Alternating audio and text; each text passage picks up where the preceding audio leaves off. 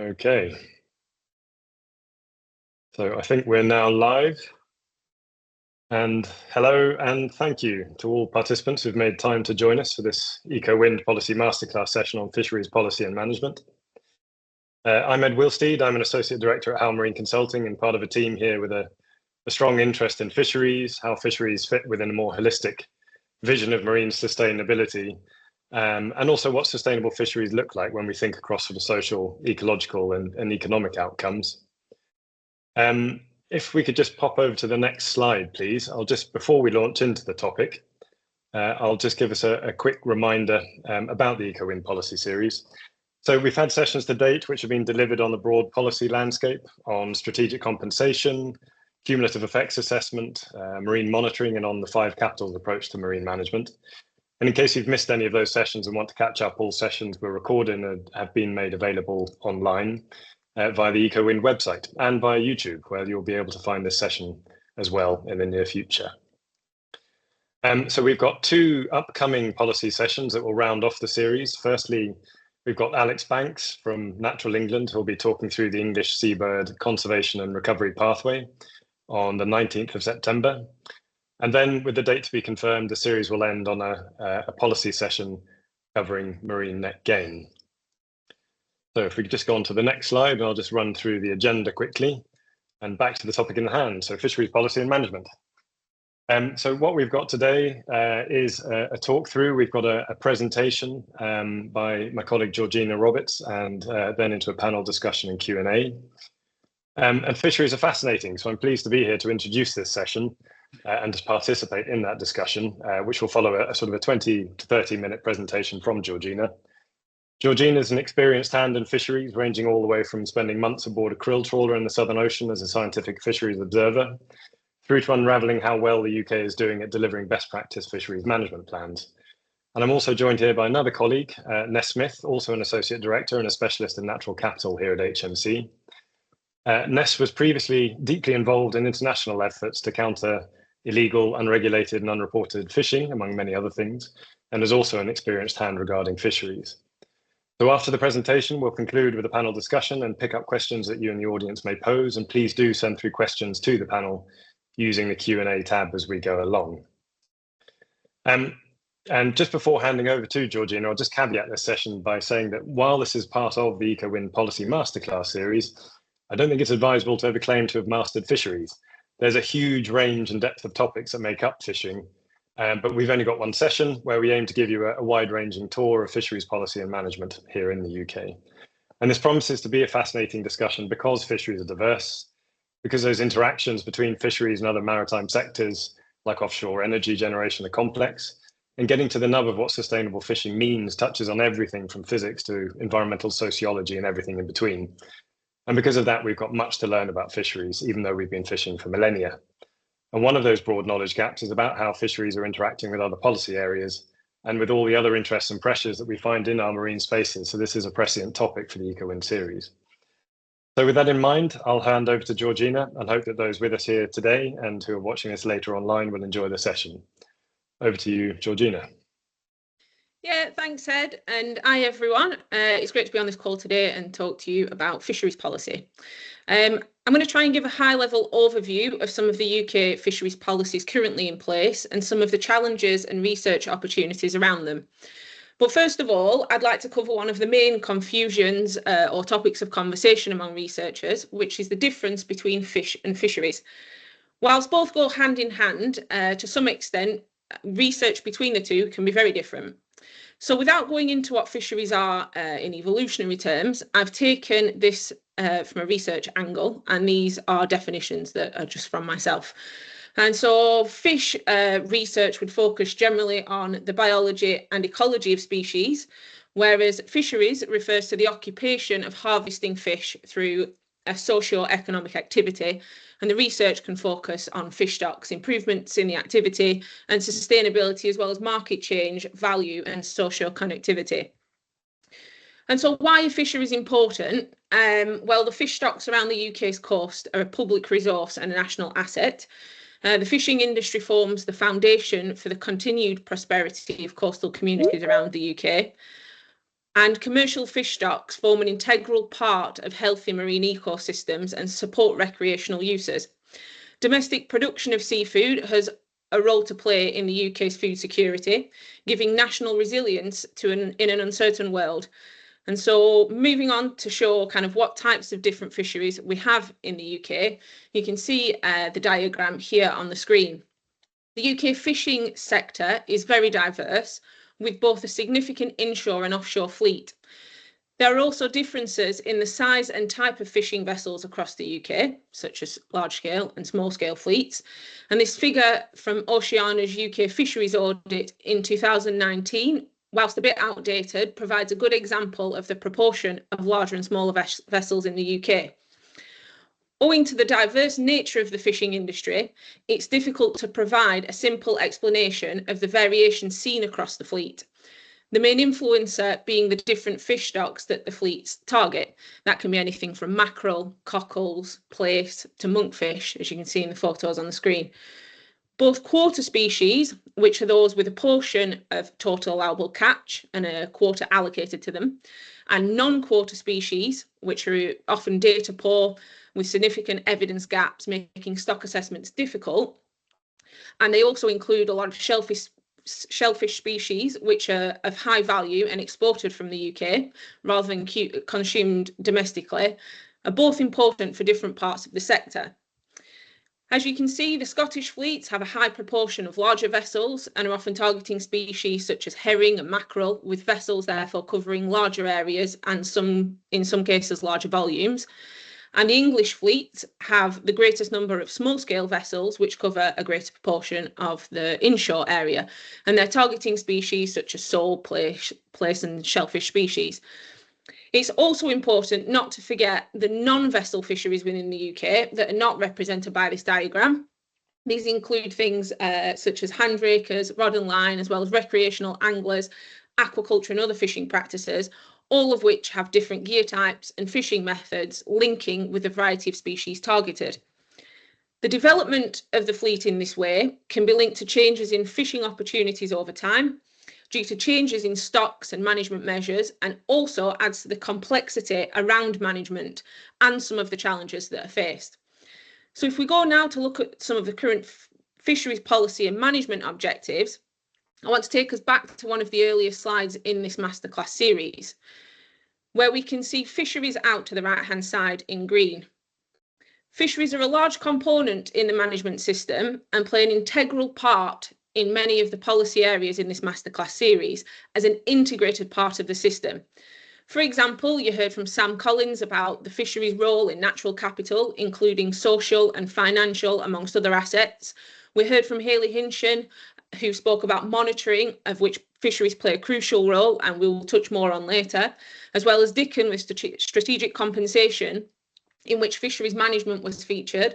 And Ed also previously spoke about cumulative effects and fisheries being one of those cumulative pressures on the marine environment.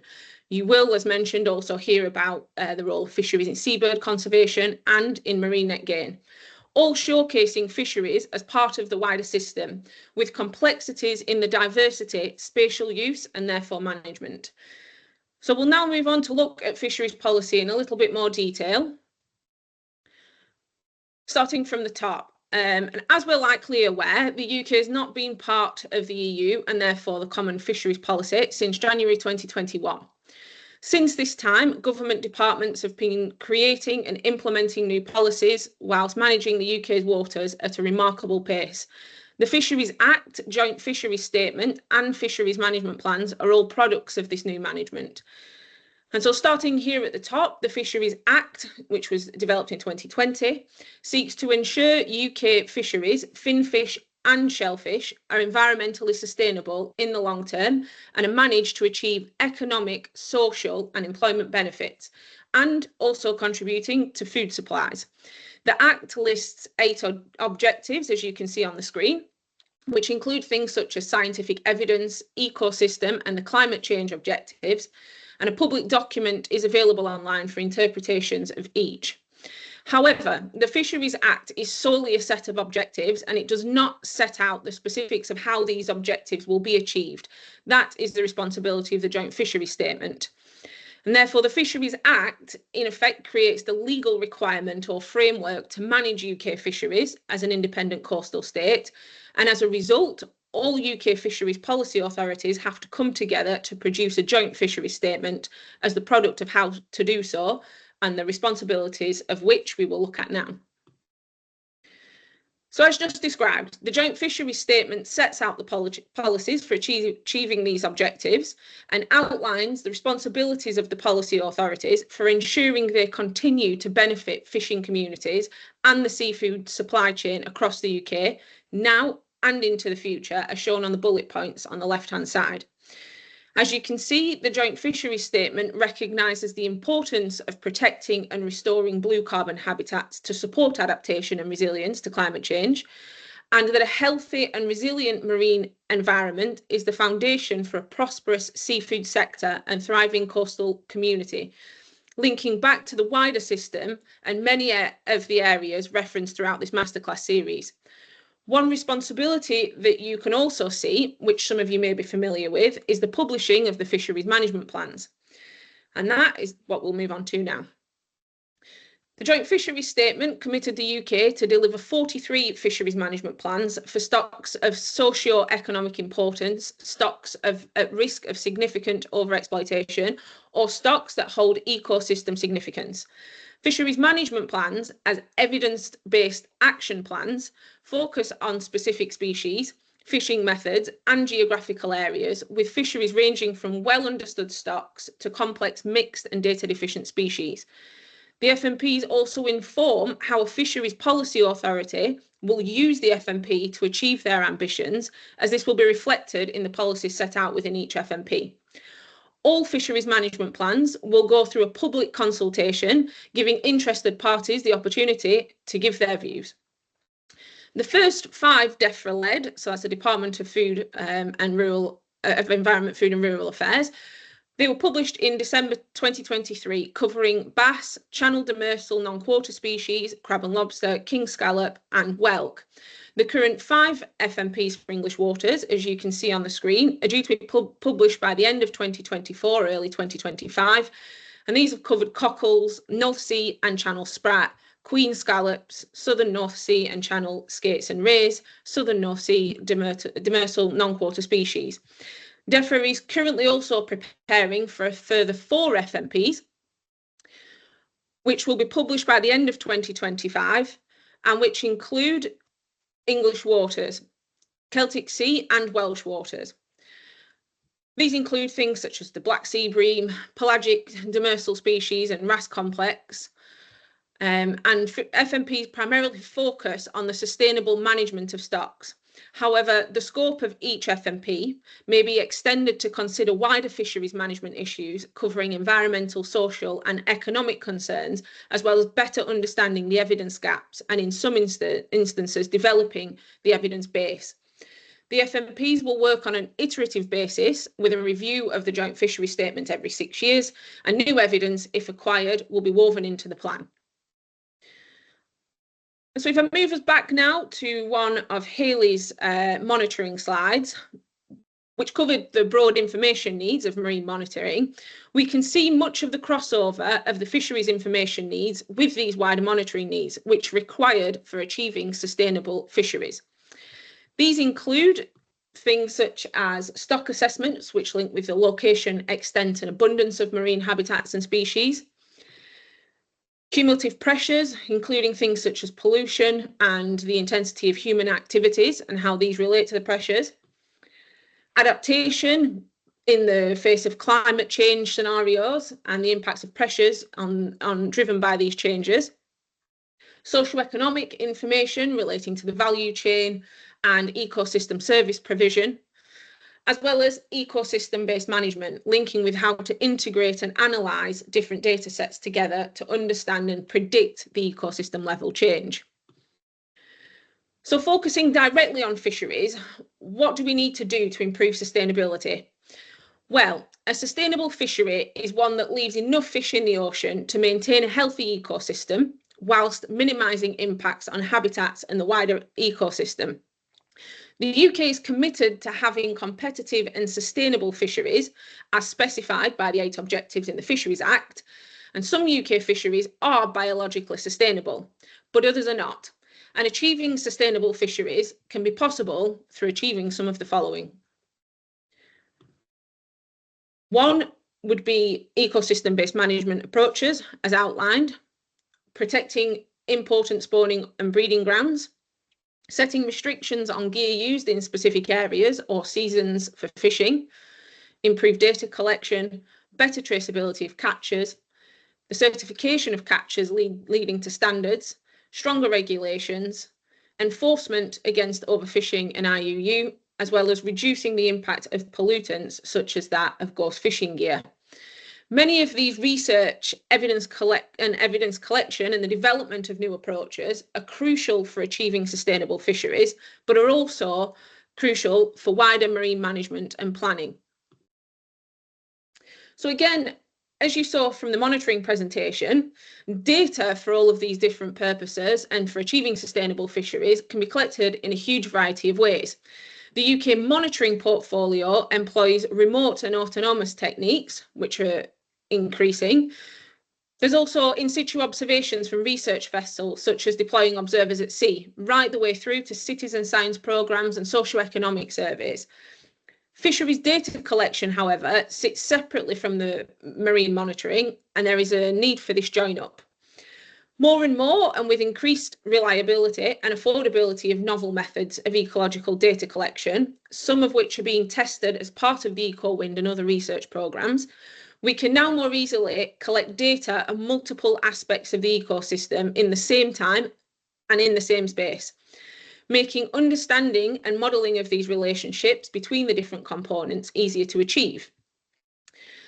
As mentioned, we're increasingly also interested in the collection and integrated analysis of a variety of social, well-being and economic data sets, as seen from the Seafish infographic at the top left of the screen. And we're looking to link these data with the health and functioning of our marine environment and its assets. In order to do all of this, and at such a large scale, we're also looking towards increased collaborative working with developers and industry, being able to collect and submit monitoring and fisheries data. So looking at the complexity of the system, there is a lot of complexity of the large-scale data collection and join-up. As previously outlined, government decision-making is also becoming increasingly complex, difficult and interdisciplinary in nature. And in order to understand these complex interactions and make informed choices about priorities and trade-offs, we need more sophisticated modelling capability, better understanding of the cumulative effects on the system, climate change interactions, and also to employ natural capital approaches to decision making, all of which fisheries sit in the system of. So what's the outlook for fisheries? Well, the UK is committed to having competitive and sustainable fisheries, as specified in the 8 objectives in the Fisheries Act. And as mentioned, some of the UK fisheries are biologically sustainable, but the Fisheries Act also requires social, ecological, economic and climate outcomes to be considered. However, we do not yet know what this more holistic conception of sustainable fishing looks like. This is a significant impediment to identifying what is involved in delivering sustainable fisheries, including how to align the key actors who shape fisheries. In parallel, as we've seen, the UK is committed to ambitious targets for energy security, climate adaptation and nature recovery through policies that interact with fisheries and with fisheries policy. This has been recognised as a policy trilemma by DEFRA, and understanding the interdependencies and potential trade-offs between these objectives is increasingly an area of focus for DEFRA and the delivery agencies. However, it's not yet clear how these policies combine to impact the outlook for fisheries. And voices speaking on behalf of fisheries in English waters have long sounded the alarm about spatial squeeze, with challenges around the system and scale and the cumulative impact of pressures on fishing businesses. linking with the need for natural capital approaches, and all linking with the expansion of offshore wind. This pressure is also forecast to increase as energy, climate and nature recovery measures expand in scope and scale. And to secure sustainable fisheries in the future, it is critical to understand and manage these pressures on fisheries and also recognise the impact that pressure and uncertainty have on businesses and individuals who are dependent on fisheries. One recent example of where these challenges have been brought to attention is within the Spatial Squeeze at Future Scenario report from 2022. The report features multiple sectors and spatial use under different policy scenarios through to 2050. One aspect of the 2030 to 2050 scenarios was the mention of offshore wind development in the Celtic Sea, which is a key fishing ground and is a focus of the up-and-coming Tranche 4 FMPs. So how can research communities get involved and help in understanding and overcoming some of these challenges? Well, without taking on the world of fisheries, as I'd mentioned, in one go, it's important to understand that fisheries, when taken as a snapshot of the system, may only make up a small percentage. But when looking at the system as a whole, or through different lenses, whether that be social, economic, ecological, fisheries play a big part, and linking back to some of these wider policy issues will not only help in overcoming them, but create wider impact. So moving on to how the research community can get involved. Well, we don't fully understand the nature of the system, and there's currently ongoing research in this space, but we're only at the beginning. And so there are many opportunities for research and science to help policy and decision making. For example, the filling of evidence gaps. There are still many evidence gaps to fill, some of which are being outlined by DEFRA and the new fisheries management plans, both small and large scale. For example, can structures be of benefit to fisheries somehow? We could also advance fisheries monitoring into an integrated ecosystem approach. A more coordinated approach would support an ecosystem level understanding of the marine environment with a potential to incorporate social and economic parameters. Such an approach is essential to creating an evidence base which is coherent and adaptable to future changes in policy and evidence requirements. We also need to understand adaptation and what this really means for the future.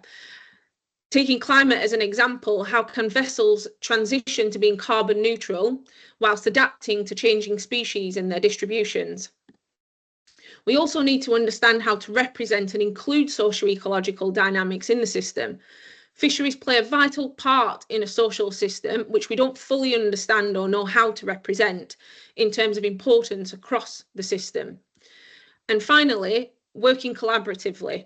Local knowledge and working in a collaborative way with good communication is key to tackling these broad-scale issues, including industry data collection. We all only play a small part in the system, but together it can make a big difference.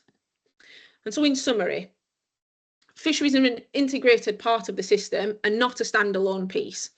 There are still many evidence gaps to fill. We need more sophisticated modelling capability and to employ natural capital approaches to decision making. And we also need to recognise the impact that the pressure and uncertainty have on businesses and individuals who are dependent on fisheries. And with that in mind, I'll now take us over to the panel discussion for any questions that you might have. Thank you. That's great. Thank you, Georgina. Yeah, that was a whistle-stop tour of a lot of fisheries policy and management here in the UK, and thank you for that. A lot of ground covered, and yeah, I think you ended on a critical point there about sort of understanding the social dimensions of fisheries and the implications of changing policy and operational landscapes. So we now have that panel and Q&A session. So if I could ask you and Ness, yes, both got your cameras on, thank you. Yeah, let's see if we can highlight you both as well. So I think we don't have any questions, or is there one in the Q&A? Let's have a quick look. No, it's just Hank sticking a reminder in there. So please do, if people can get some questions in there, that would be great. So I think what we'll do is start off that panel discussion with a broader question. So as you've been highlighting, we're sort of really aware now that fisheries and other marine sectors don't operate in isolation. that fisheries are operating in and depending on social ecological systems. And we know that fisheries are affected by that policy trilemma. Energy security, the climate adaptation, nature recovery, all playing a role in shaping where fisheries can happen and how. So with the panelists' experience, both in the fisheries policy space, but also having had many conversations and interactions with fishermen and fishers, are there particular issues that relate to understanding the outlook for fisheries where you think we need greater attention? And Ness, if I could come to you first. Yeah, thanks, Ed, and thanks, Georgina, for that really brilliant presentation. So yeah, I think you touched on it, Georgina, in that presentation. I think for me, one of the main areas that need a lot more attention is around the social capital of fishers. We know a lot about fisheries management. We have fish stock assessments. We have all the scientific data, but a really big part of this in terms of that spatial squeeze is around the social capital and the scale that we look at these things. Social capital, the coherence of communities, the value of fishing, not just in sort of market monetary terms, but the value to those communities, the resilience that they have and the cohesion of those communities are all really dependent on sort of understanding the scale that operates at versus the sort of scale of these really big offshore wind developments. And if you're having these offshore wind developments, how do you bring benefits back to these communities? Areas around compensation, if fishers aren't able to fish in those areas anymore, how do you help them with alternative livelihoods or just compensation for getting out of the sector? How do you sort of enable them to take advantage of offshore wind developments or other renewable energy developments? So I think that for me is a really key sort of data gap, and how that then integrates into that complex system. So, how do we make those trade-offs? And, there are different approaches that we've started to explore there around sort of 5 capitals and asset networks and looking at the flow of those different capitals. Sort of slightly tangentially, I think better understanding of what is and isn't allowed within sort of developments as they're being constructed, but then also once they're complete. I know in the EU, some of those offshore wind farms fishing is taking place. It's a bit unclear in the UK, so how do we more information on how those two sectors interact and how they can actually, whether it's possible to have some kind of fishing constructively, or conversely, if these places are de facto MPAs, what does that mean in terms of fisheries? And the final one, and then I'll stop, is around sort of the evolving policy of marine net gain, and how does fisheries fit into that? Are fisheries management measures going to be part of marine net gain potentially? So a lot of information there, a lot of gaps. Yeah, thank you, Ness. And something that we can come back on, I think, in a moment, which would be interesting to touch on, would be that scale question, about that bringing the sort of the local level and more strategic level thinking together. Georgina, is there anything you'd like to add on that, thinking through some of those gaps that you can see where we need to focus more attention? Yeah. I think linking in with Nessa's answers as well, there's a need for better communication and that collaborative working in the system. Without that, the social capital and what the system is and the understanding of the system is really difficult to grasp. I think working with and alongside people in a collaborative way and sharing of knowledge, and that's right through to government to fisherman level, is key to the process and the outlook for fisheries in the future. Yeah, thank you. Yeah, and I think there's also that I'd point people as well who are sort of interested in this topic. There was the Ocean Coastal Futures discussion, which I think is also available online, where there was a discussion bringing together some of the sort of leading industry voices there, which is talking about the need for a strategy as well within sort of UK fisheries, particularly English fisheries, Scotland having its own sort of fisheries strategy there. Yeah, so providing that sort of that steer, I suppose, at that level that helps sort of clarify what the operating environment is. It'd be good as well to touch on, I think, Georgina, there was something you were talking about how within sort of thinking about things as a system, that fisheries has very much been something which has been dealt with in isolation a lot, and it's sort of slowly sort of coming in, and some of the challenges there about how to connect fisheries into other policies. Is there anything in there that you think that about ways that we can actually start thinking through that system and bringing sort of like a more holistic conception together of how these policies interact? Yeah, again, I think a lot of that is down to communication. Whether you're looking at this on a national scale, a regional scale, a local scale, there's a need to understand that kind of system and approach to management. And I think where research is concerned, there's a lot of link up there and a need for the impact from the research at the beginning and at the end. I think when you're setting out research questions that might be implemented in these areas, it's really crucial to start speaking to people at whatever scale is in question and integrating that into the research, and then following through with those communications after the research has been put together. I think looking at the system as a whole and not just looking at fisheries, there are kind of two ways of looking at it. I think you can have tactical research and you can look at specific evidence gap filling, and that's of crucial importance for a lot of baseline assessments and stock assessments and these data deficient species, for instance. But then I think when you're looking across the scale, there is really a need to start looking at that overlap, that cumulative pressure, the interaction of fisheries in a spatial scale, in a port, in a social system, how all that connects. I think it's really, really important to looking at it in that kind of, system way. Yeah. Can I add to that?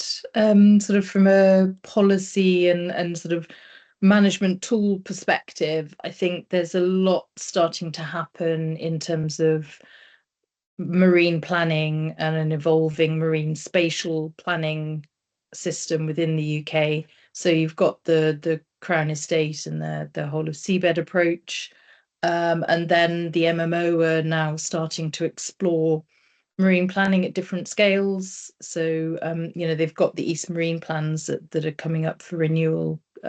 They've just sort of fairly recently published a statement of public participation, but they're also exploring marine spatial planning or marine planning at a more local scale. How might that look? And I know they're sort of thinking about how they integrate fisheries into that sort of nested approach of marine planning. It's very early days. It's quite theoretical at the moment, but I think that's definitely something they're looking at, is how do you integrate fisheries at a nested approach to planning to sort of sit under those more large scale marine plans, and that will be really interesting. Actually, of interest, Jersey, their new marine spatial plan, has also integrated fisheries into that plan. So that's sort of quite interesting to look at how they've done that and the additional challenges and trade-offs that they've had to make by bringing fisheries in. It is complex and it does create more discussion, more dialogue, more communication, as Georgina said. So I think that's sort of, there's a lot happening in that space. Yeah, agree with that. And just wondering, Nessa, if there's anything in there, sort of like thinking about that sort of the way of communicating to bringing sort of stakeholders on board, particularly sort of from fisheries into areas that perhaps they're not so familiar with. I was just wondering if there's anything you could expand on around the sort of the 5 capsules approach and thinking about ways that can enable you to kind of communicate across stakeholders and all sorts of interests. Yeah, no, there's a couple of things that spring to mind there. So I think the first thing is some of the work we've been doing with small scale fishers around process literacy. There's a real gap in knowledge around how consultation works and how that then feeds into development of policies. It's sort of still a bit of a black box, and there's a perception that if you've given your knowledge and your information, that then that should somehow manifest in a policy or a bylaw or whatever. And so I think it's really critical to bring fishers up to speed, to enable them to engage in these processes at sort of broad scales. And then I think the other area where, yeah, you sort of visually it really helps is this 5 capitals approach, which, you know, we developed with the Marine Management Organization, particularly around marine planning, but it can be applied in so many scenarios. And that's just sort of really mapping from those of you that are familiar with natural capital approaches, is developing an asset matrix that not only includes natural capital, but the other 5 capitals, so sort of manufactured, social, human, etc. And from that, you can start looking at some of the key links between all of those different capitals and how they feed into each other, how they interact. And you can do that quite visually. And it's a really useful tool to enable people to see the importance of the different capitals and within that much broader socio-ecological system. And if you sort of take 3 different industries, which is what we did with this piece of work, if you look at something like aggregates, you've got very little social capital really going on there. You know, you've probably got a national scale, you've got some industry bodies, you've got some sort of maybe some local companies, but usually, again, they're usually national or even international.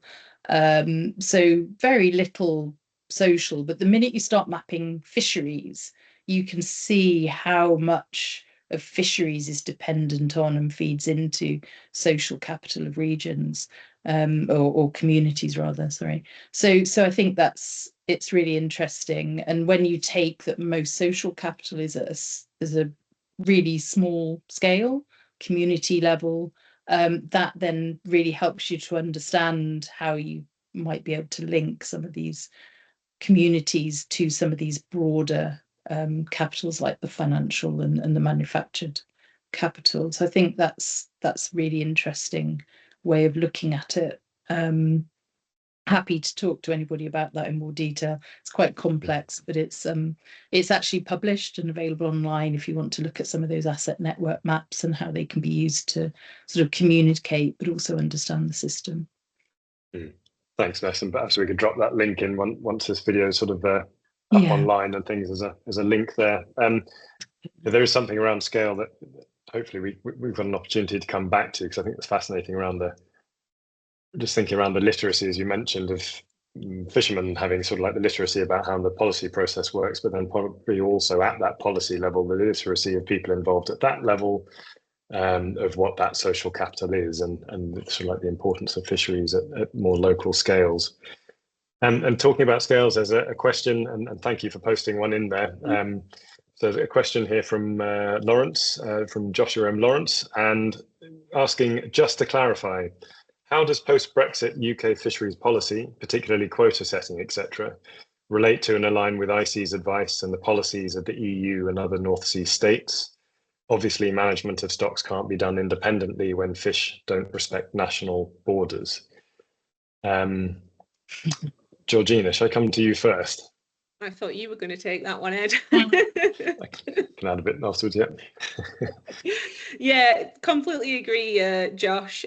Fish don't respect political borders, but the ICES data is used in those stock assessments. There are annual negotiations with neighbouring countries on quota, but it's something that was kind of outlined in the presentation, that there's a need for an advance in that area, and especially when we're starting to think about things such as climate change and other added pressures where stocks and species might shift, and what happens then with quota allocations and how much goes towards each country, and what we do with management. And pass over to you, Ed, to give a bit more of an ICES background. Yeah, thanks, Georgina. So for those large sort of transnational or basic, well, for fish, it's just them living in their habitat, isn't it? But for those sort of species that do sort of like cross over our sort of jurisdictional borders and things and are quota species, broadly speaking, those that sit under ICES, that management system hasn't really changed in terms of setting. The scientific advice goes into the negotiations that then happen to allocate the total allowable catch across member states in the EU and also to the UK as an independent coastal nation, and to other countries which are bordering those stocks as well. So Norway, for example.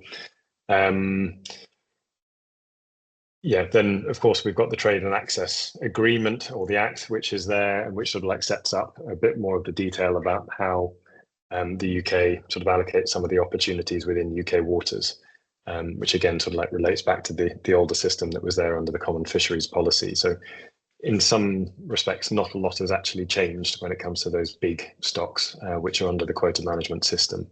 The sort of the future, I suppose, for fisheries management within UK waters is sort of setting up those fisheries management plans and thinking through sort of how we get towards best practice approaches that look at management of those stocks, and thinking about it from a sort of like an environmental, ecological and social perspective to try and think through the sustainability there.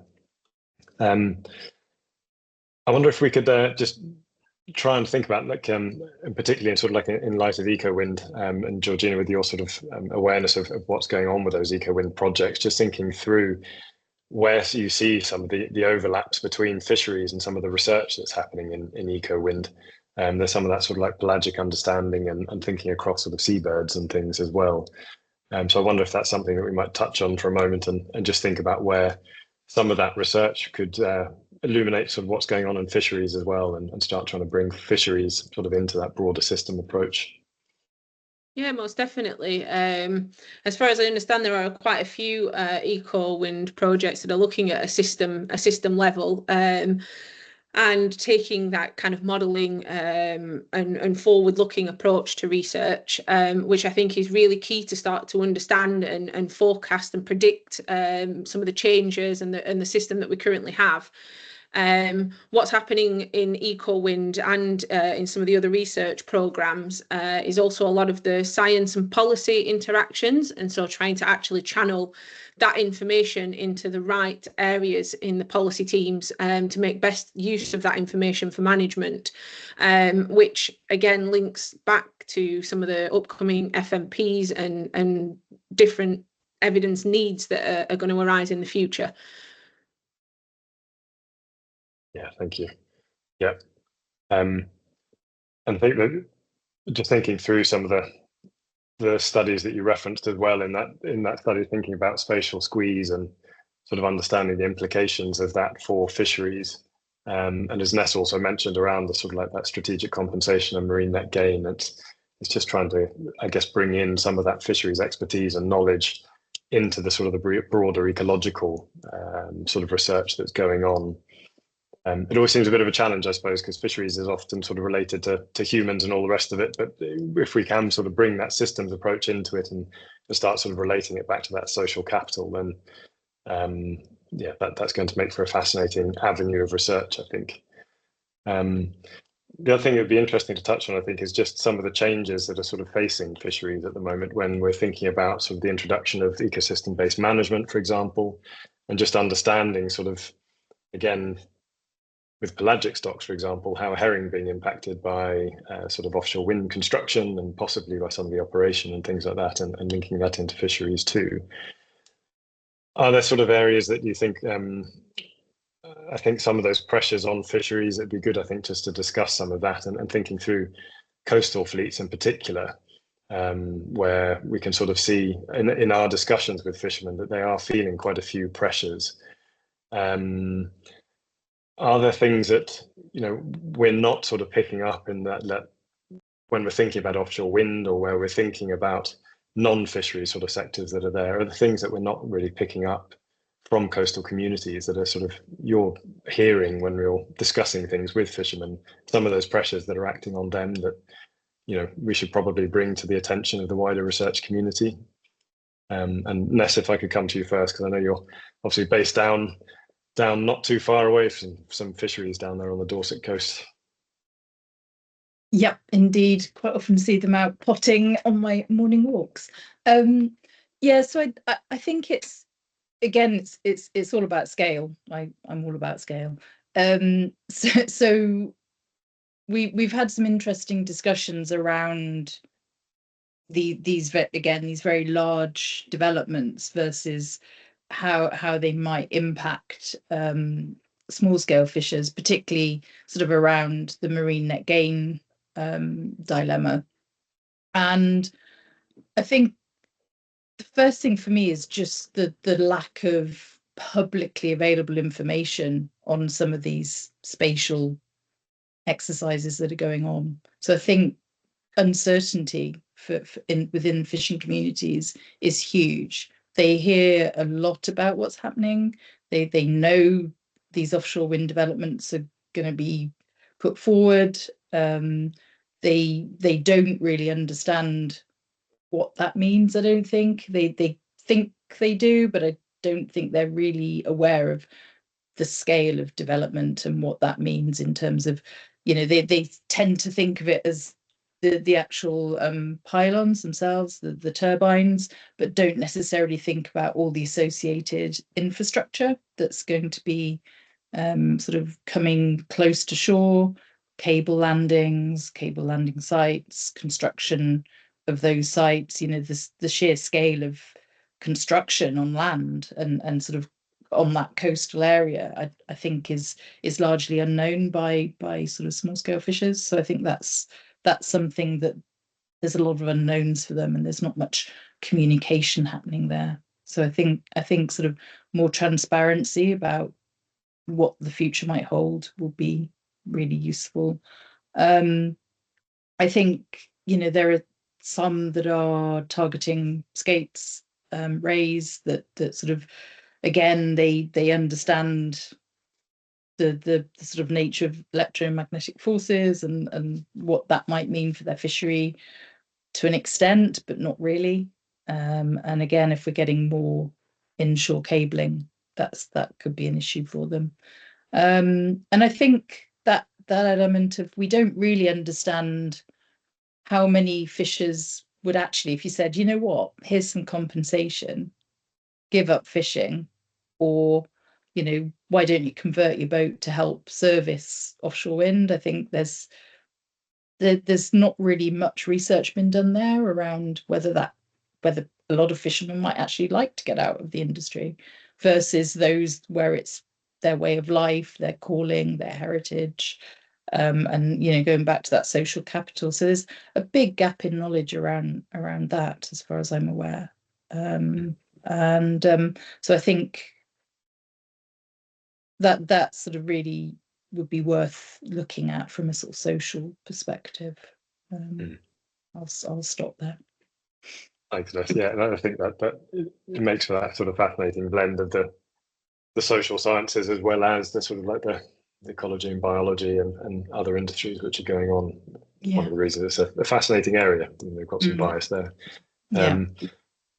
Georgina, is there anything you'd like to add? I was just thinking about sort of your exposure to interviewing a large number of fishermen as well. Yeah, I think one of the biggest pressures that faces all of the fishing industry in the UK is uncertainty. There's a lot of change happening in the management system, that people are uncertain of what the consequence might be. Is it going to be a full overhaul, or is nothing going to change? Which relates back to that need for transparency and communication that Ness was talking about, but also things like climate change and crises with fuel. And there are many added pressures and uncertainties that I think are going on in industry, inshore and offshore. And I think, that's one of the biggest things that is needed is that transparency and communication to help overcome that. Thanks. I think so. Probably one of the last topics to sort of like touch on and is thinking through the potential for fisheries to actually support science. So, for example, I mean, we know that sort of fisheries, and when we speak with fishermen, they're often sort of reporting changes in what's happening within the environment and so on. And do you see sort of much potential there where we could actually bring more of that sort of fisheries information into the fold, and thinking about it as a pretty dispersed network of potential sort of data collection platforms? And is there sort of potential there? What are some of the sort of the challenges and opportunities, and could that sort of help understanding some of these bigger ecological questions as well? Ness, if I could come to you first. Yeah, definitely. I think sort of experienced way back in the day with the MCZs, where a lot of the chart data was sort of and habitat data was validated by the fishermen. You know, they'd look at the charts and just laugh and say, you know, that's not sand, that's rock. And so there's definitely a lot of potential. They understand those habitats and the you know, temporal aspects and you know, where fish are at certain times of the year. They really do understand that. And there's some really good projects out there. I think the Lyme Bay one, you know, there's a lot of collaborative research there with the fishermen. You know, I think they were looking at potting and the impact of potting, and so there's lots of examples where it's been successful. I think you get much better buy-in to policy if fishers have actually been part of the data gathering process, because they trust it much more than, you know, us weird scientists that sort of go and do stuff. So if they've taken part, I think there's a great potential there to help improve policy. It's a really good sort of entry point for getting fishers more engaged in the policy making process. And as you said, you know, there's a whole fleet of vessels out there that you know, you can just drop something off the side. You know, equipment so small now that they could be doing that without barely noticing, you know, that it's impacting on the fishing. I think it's got great potential, and I think it's something we should definitely be pursuing more. Yeah, thanks, and wholeheartedly agree with that part about bringing people on board to actually get them engaged in the process and to feel like they're part of what's happening to them. Give them some sort of, give the sector some agency in what's happening. And Georgina, coming over to you, I was just wondering if you could also sort of touch on some of the parts from your experience as a scientific observer on, you know, the types of information there, and thinking about how sort of relevant some of that information might be to not just to fisheries, but to some of the other sort of research interests out there. Yeah, definitely. I think the gathering of local knowledge and industry input is definitely increasing, and it's gaining traction, and it's where a lot of people are starting to look, I guess, across the scale, because it is a big ocean out there. The local ecological knowledge can be anything from, as Ness was saying, habitat or fish catch, right the way through to weather conditions, systems in port, systems on land, value chains, all that socioeconomic information. The stakeholders that sit in the middle of it are the fisheries industries, and they hold a lot of that information. Having worked on vessels with fishermen, if you get them at a very quiet moment when the net's in the water, they will talk to you a lot about a lot of different things, and the amount of knowledge that people hold in their minds is quite incredible. I think one of the biggest things that we need to start working on across the system is the standardization of that information. What happens when you gather that information? It's something that, again, I think is starting to take traction. People starting to look at how do we utilize that kind of anecdotal information, those conversations, and that information that's coming out of nowhere. Essentially, it's not being added to a repository in an Excel database. What do we do with that? How much rigor does that offer in terms of science? And I think it's just finding ways of standardizing the collection and standardizing ways that it's utilized for different fisheries, for different regions, for different areas across the system, and then how can we use that as a whole to input into the national database. I think that's the missing piece of the puzzle for the industry collaborations. And again, I guess adding on to that, that's working with industry from a government angle, but also from a scientific perspective as well. There's an increase in scientists working alongside the fishing industry. I know within ECOWind there's been fishing representatives attending the annual impact meeting and adding to some of that research. And again, across different pools of research, it's becoming more and more common that the industry are the people to work with. Brilliant, thank you. And yeah, that also sort of neatly ties in, I think, to Hayley's talk earlier on that monitoring piece, and yeah, just thinking about how to integrate all of that knowledge there. So thank you, and that sort of like neatly wraps us up, I think, actually, because we're getting towards the end of our hour. So yeah, thank you both to the panelists and Georgina for that presentation as well. So just remains to me to say thank you to those participants who've made time in their summer holidays or otherwise. And I hope that everyone enjoys their European summer after this. And to Joshua for submitting that question, thank you very much. And we hope you've gained something from today's session and that you'll join the next in the policy series. So with that, thank you again and goodbye. Thanks, Ed. Bye. Thanks all.